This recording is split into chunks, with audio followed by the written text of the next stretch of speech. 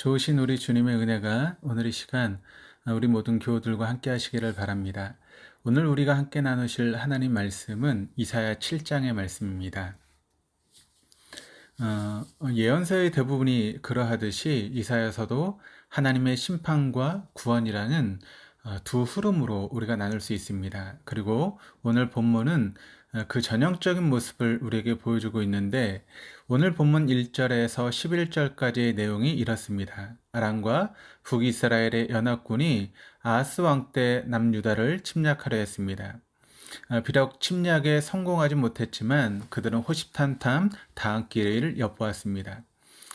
이 때문에 아하스 왕과 남유다 백성은 거센 바람 앞에서 유동하는 숲을처럼 흔들리며 또 불안해하고 있었습니다. 그때 하나님께서 이사야에게 말씀하십니다. 너는 너의 아들 스알 야숲을 데리고 와서 아하스를 만나라. 그리고 아하스에게 이렇게 전하라. 당신은 정신을 바짝 차리고 침착해라. 아람과 북이스라엘 연합군은 타다감한 막대기에 불과하다. 그러니까 두려워하거나 겁먹지 말아라. 그들은 유다를 쳐서 겁을 주고 흩어지게 하고 새로운 왕을 세울 것이다 라고 할 것이다. 그러나 그 계략은 절대로 성공하지 못할 것이다. 왜냐하면 내가 아람과 북이스라엘을 곧 멸망시킬 것이기 때문이다. 너는 이것을 굳게 믿어야 된다. 내가 그렇게 행할 것임을 굳게 믿을 수 있도록 너에게 징조를 보여주겠다. 내가 도저히 부인하지 못할 명확한 징조를 보여주겠다. 그 징조가 어떤 모습이면 너는 확신할 수 있겠느냐. 내가 원하는 모습, 내가 원하는 형태가 어떤 것이라도 내가 보여주겠다. 내가 이 일을 행하였음을 부인할 수 없는 형태로 너에게 알려주겠다라고 아하스에게 말하라. 이사야는 아하스 왕에게 찾아가 하나님께서 말씀하신 그대로 전합니다. 그런데 아하스 왕은 의외로 대답을 하는데 12절 말씀을 보시면 아하스가 이르되 나는 구하지 아니하겠나이다. 나는 여호와를 시험하지 아니하겠나이다 한지라. 언뜻 보면 하나님을 시험하지 않겠다라고 하는 신명기 6장 16절의 말씀인 여호와를 시험하지 말라는 말씀에 입각한 신앙적인 행동같이 보여집니다. 그런데 그 다음 말씀이 그 대답의 실상이 무엇인지를 밝혀주고 있는데 13절 말씀이 이렇게 기록을 합니다. 이사야가 이르되 다윗의 집이여 원하건대 들을지어다. 너희가 사람을 괴롭히고서 그것을 작은 일로 여겨 또 나의 하나님을 괴롭히려 하느냐. 즉 아하스의 말은 하나님을 시험하지 않겠다라고 하는 신앙적인 행동이 아니라 하나님의 분노를 자아내는 행동이라는 것입니다. 그리고 이사야는 하나님께서 징조를 보여주실 것이라고 이야기를 하는데 14절입니다. 그러므로 주께서 친히 징조를 너에게 주실 것이라. 보라 전하가 잉태하여 아들을 낳을 것이요 그의 이름은 임마누엘이라 하리라. 그리고 16절부터는 하나님께서 아람과 북이스라엘의 멸망을 이야기하고 아하스 왕 동안 멸망당할 것이라고 예언합니다. 오늘 본문을 통해서 하나님께서 말씀하시고자 하는 바가 무엇이겠습니까? 그것은 명확한데 서두에 말씀드린 대로 하나님의 심판과 구원입니다. 아하스 왕이 왜 하나님께서 징조를 구하라고 했는데 구하지 않았겠습니까? 하나님을 시험하지 않겠다라고 하는 포장은 했지만 실제로는 그것이 이유가 아니었습니다. 진짜 이유는 하나님을 믿지 못하겠다라고 하는 불신이었습니다. 하나님이 내 생존의 문제를, 내 인생의 문제를 해결하시는 분이심을 믿지 못하겠다라고 하는 것입니다. 그리고 나에게 내 생존의 문제를, 내 인생의 문제를 해결할 방법과 능력과 지혜가 있다는 것입니다. 아하스 왕이 생각한 문제 해결의 열쇠는 아수르였습니다. 아수르의 힘을 빌어 아람과 북이스라엘을 무찌르겠다는 것입니다. 내가 생각한 계획이 있으니 하나님은 가만히 좀 있으라는 것입니다. 그래서 하나님께서 분노하시는 것입니다. 아하스 왕에게는 아람과 북이스라엘 연합군이 자신을 위협하는 것이 당장 먹고 사는 현실입니다. 자신이 먹고 사는 현실이 지금 위협받고 있는 것입니다. 그때 하나님께서 이사야를 통해서 하나님을 의지해라. 하나님이 너의 생존을 책임지고 있음을 믿어라 라고 하십니다. 그런데 아하스 왕은 경건의 능력은 없고 모양만 있는 모습으로 포장합니다. 암요, 제가 기도하고 있습니다. 제가 말씀 보고 있습니다. 제가 예배하고 있습니다. 제가 헌금하고 있습니다. 제가 봉사하고 있습니다. 이 정도로 하나님이 원하시는 종교적인 모습은 보여드렸으니 이제 내 생존, 내 삶의 문제에는 좀 가만히 계십시오.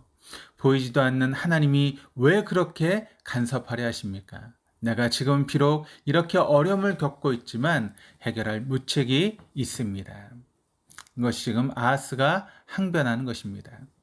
그런 아하스 왕을 보면서 하나님이 진노하시면서 약속한 징조가 임마누엘입니다.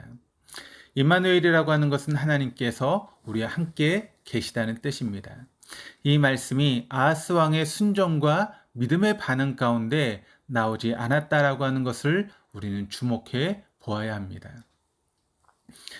그러니까 하나님께서 우리와 함께 하겠다는 약속은 우리가 내 하나님께 순종하겠습니다. 하나님을 의지하겠습니다. 라고 하는 반응에 따른 것이 아니라 오히려 그 반대인 것입니다.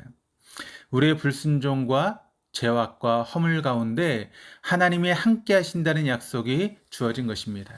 그러므로 예수님이 이 땅에 오신 것은 하나님의 심판과 구원이 그를 통해 해결되었다라고 하는 것을 보여주는 하나님의 징조인 것입니다.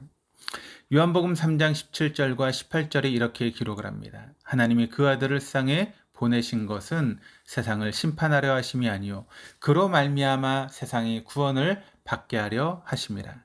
그를 믿는 자는 심판을 받지 아니하는 것이요 믿지 아니하는 자는 하나님의 독생자의 이름을 믿지 아니하므로 벌써 심판을 받은 것이니라.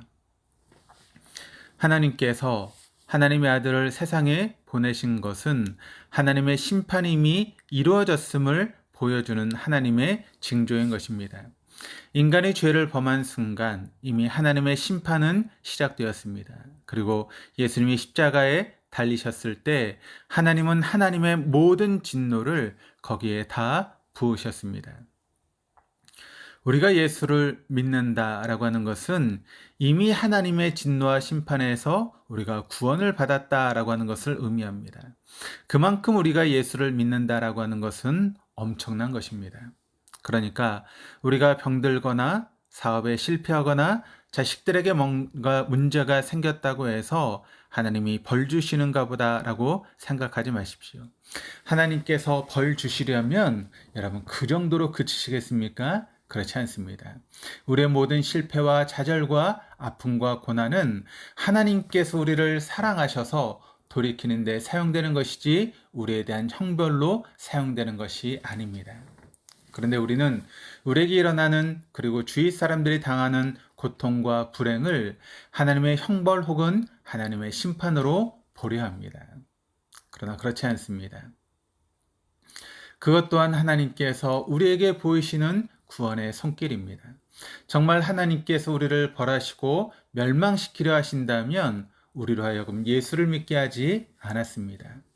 내가 이렇게 죄투성이인데 난 오늘도 넘어지는데 하나님이 나를 사랑하시는가? 나는 하나님의 자녀인가? 이런 생각이 들 때마다 아하스가 순종과 믿음의 반응을 보이는 가운데 하나님께서 임마누엘의 약속을 하신 것이 아니라고 하는 것을 기억하십시오. 우리가 순종할 줄 알고 하나님께서 임마누엘을 약속하신 것이 아닙니다. 죄를 안 지을 줄 알고 약속하신 것도 아닙니다. 우리의 그런 모든 연약함과 악함에도 불구하고 하나님께서는 우리에게 예수 그리스도라고 하는 하나님의 약속의 명확한 징조를 보여주셨습니다. 그런 하나님께서 오늘 우리에게 이렇게 묻고 계십니다.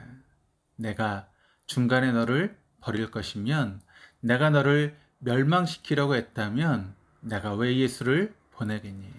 내가 너를 지켜주지 않으려면, 너를 끝까지 사랑하지 않을 거라면 내가 왜 예수를 보냈겠니? 왜 내 아들 예수를 십자가에 죽였겠니? 기도하시겠습니다. 하나님, 허물과 죄로 인하여 하나님의 엄중한 심판 앞에 피할 곳이 없었던 우리들입니다.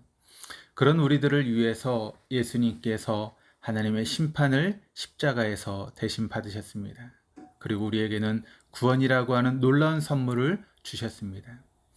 예수님이 우리에게 없다는 것이 얼마나 무서운 일인지를 깨닫습니다. 그리고 우리가 이 세상에서 그 어떤 고통과 시련을 겪는다 하더라도 예수를 믿는 것이 얼마나 놀랍고 감사한 일인지 다시 한번 말씀으로 깨닫습니다.